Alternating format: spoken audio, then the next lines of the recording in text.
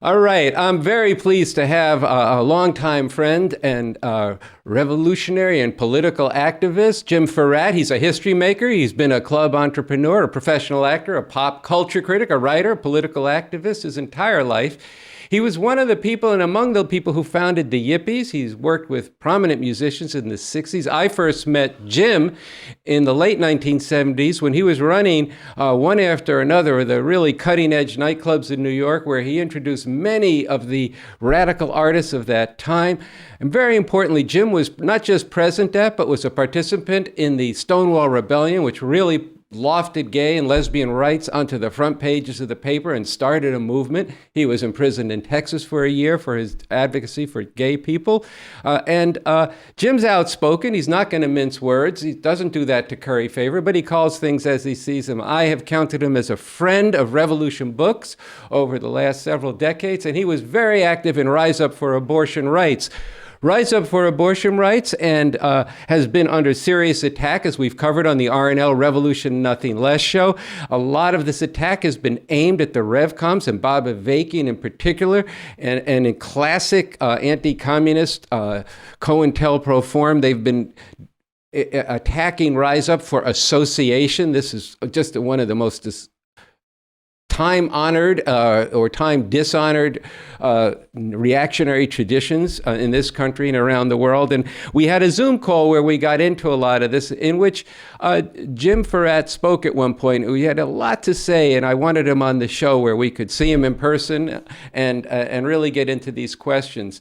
Well, Jim on the Zoom call began with talking about his experience in the Bay Area. So I thought maybe we could start there, Jim. But first of all, welcome to the RNL Revolution Nothing Less show. My pleasure. Okay. Indeed, my pleasure.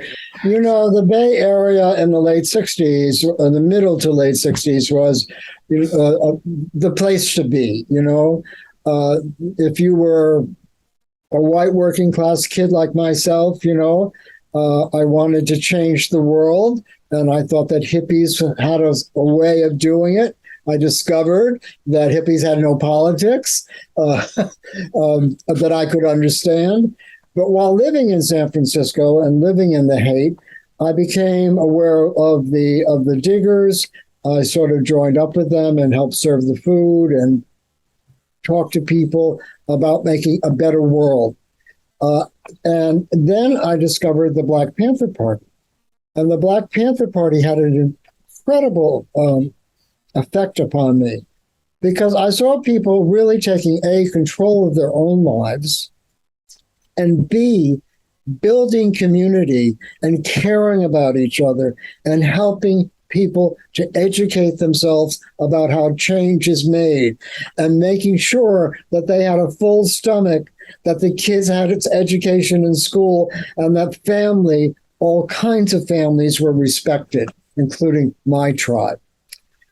Huey P. Newton was the first person to ever come out on the left to say, don't judge a homosexual on their sexual practices, judge them on their practice, their political practice. And that's always been the litmus for me. It was a lesson well learned at that time. Stop with the personal battles, but look at the practice of the people you're working with and either try to change it if it's not what you want, or start something different. So the Bay Area had a very big influence on me. There was a white guy that was very young and outspoken and shared the stage with the Panthers a number of times so that I went to a rally or a demonstration. And that was Bob Avakian. We were both young then. We were both idealistic. And I think we're both, old now, and we're still idealistic about making a better world possible, because this doesn't work.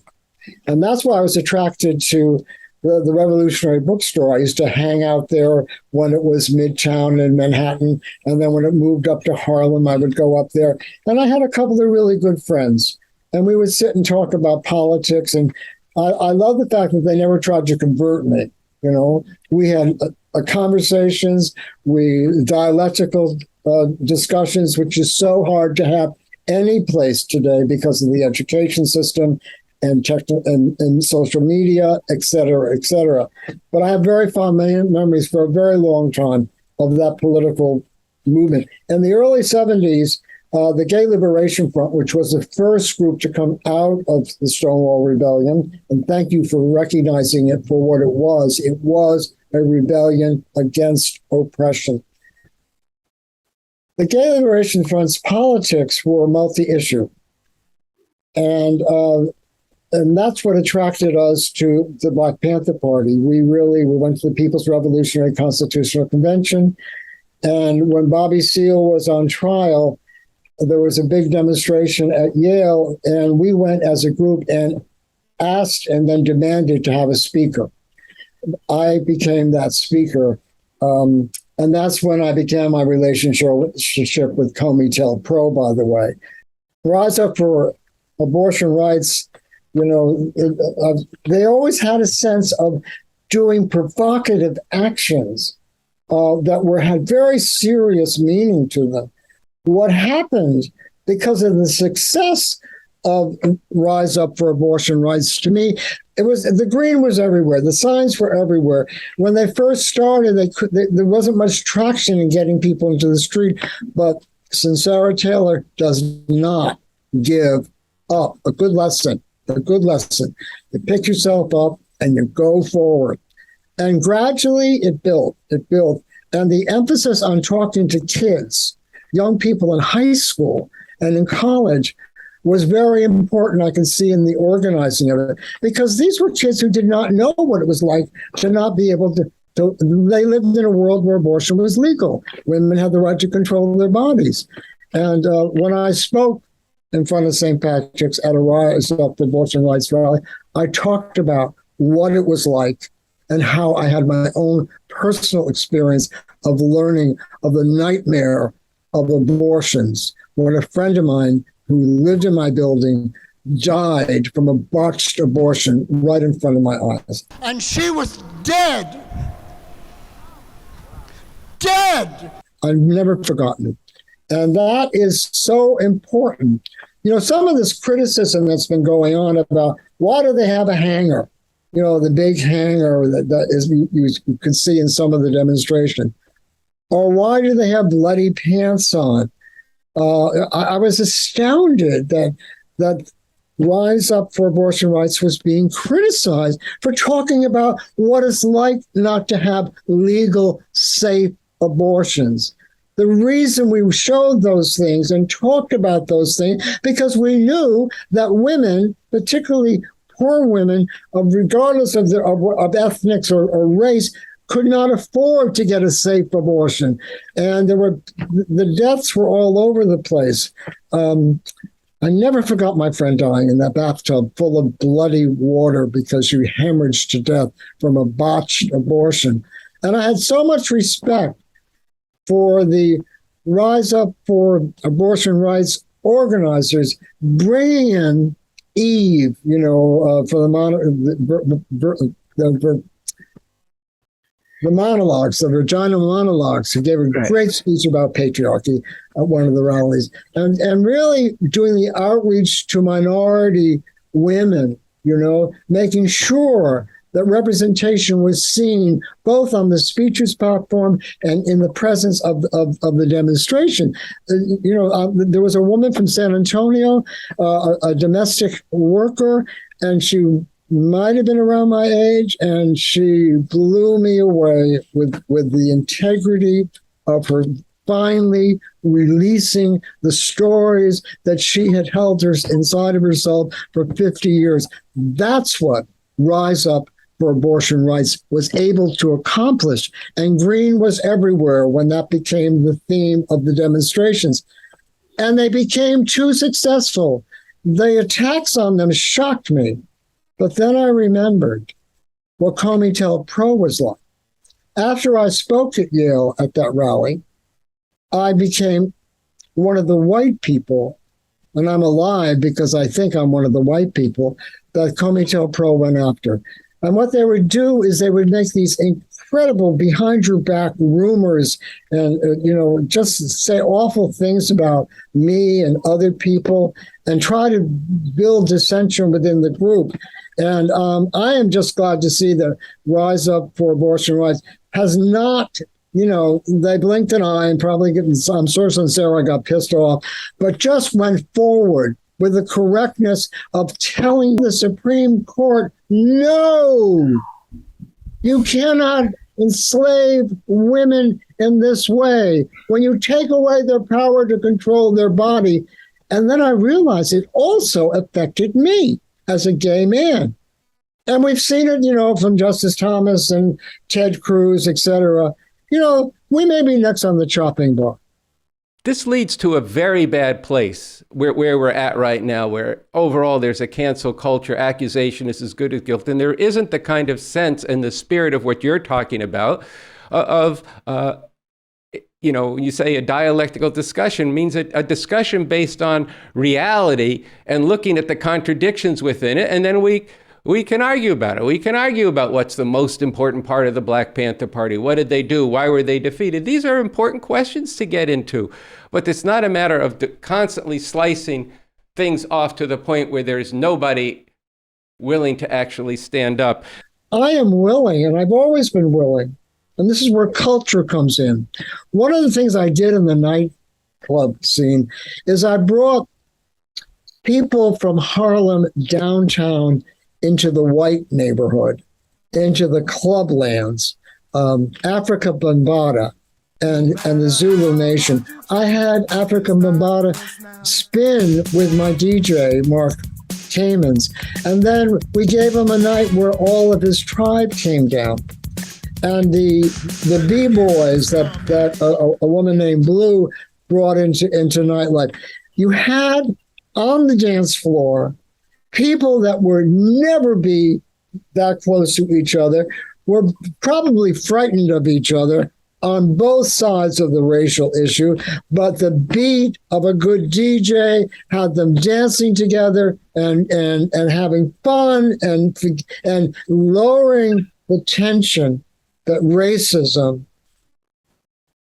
and fear put into a room. We have to acknowledge that those things exist, but we have to, through practice, show there is a different way. And I think Bob Avakian, I think that Bob Avakian talks about that in his writings in a very clear, scientific manner. And I'm disappointed that those that are raising the critical voices and using words like cult, come on. I thought one of the American principles was the freedom of speech and the right to think for yourself and to say it without hurting anybody else. These are dangerous, dangerous times because fascism is everywhere. Well, Jim, I think, look, we've covered a lot of ground, and this is important, and it's, we're at a very crucial moment. You spoke of the Supreme Court being a fascist Supreme Court. You spoke of the danger of fascism, and we talked about the overturning of the right to abortion as part of that. And then we spoke quite a bit about these attacks, cult and all of this, and this culture of accusation and using words that of division and mystical things, the scary cult, which is just a form of neo-McCarthyism. And we have to recognize that when this fascist movement, as people know, has no relationship to the truth. In fact, it's a constant destroying of any objective criteria. A problem we have is that on the left now, there's that same, in this wokeness and cancel culture and identity politics, is the same thing going on epistemologically. And this is something it poses a tremendous danger, and it is leading people away from finding out about how the world really works, engaging different theories, engaging revolution. And that's a struggle. Revolution is not something that just you, myself, all of us, we were provoked by the actions of revolutionaries to then go in and say, well, what do they actually have to say? And people moved from saying, well, the Vietnam War, for example, was a wrong policy, or it's bad to have segregation, to seeing, oh, wait a second, white supremacy is built into the country, or this war is a product of the system. These are things that come through the actions of people in the street, driving them to look more deeply into why the world is the way it is and what needs to be done, and what kind of values that you have been speaking of quite a bit, and marks a lot of your life, the kind of values that you develop on the basis of how you understand the world. So I do really appreciate the interview. If you want to have a last word, go for it. Rise up for abortion rights must not be silenced, and be aware of these people who call themselves street journalists. Who are they? What is their background? What is their education? And what do they know about the reality of the world that we actually live in? I was very offended by the woman, that this so-called street journalist, who took great pride in calling it, this Rise Up for Abortion Rights and the RCP as a money-making machine. Come on. Some of the criticism that came out of the groups that criticized were worried about money. One actually said, they're taking money away from us. What does that money go to? The green stickers, the posters. I'm very sensitive about this as a conscious working class person. Who's making the money? Who's taking the money?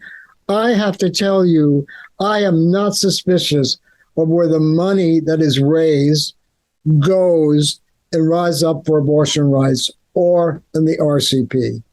This program and programs like this are critical in this particular moment to wake up people and try to, and that's almost like a cha-cha-cha. No, seriously, try to get people to think and ask questions and say, I don't understand this.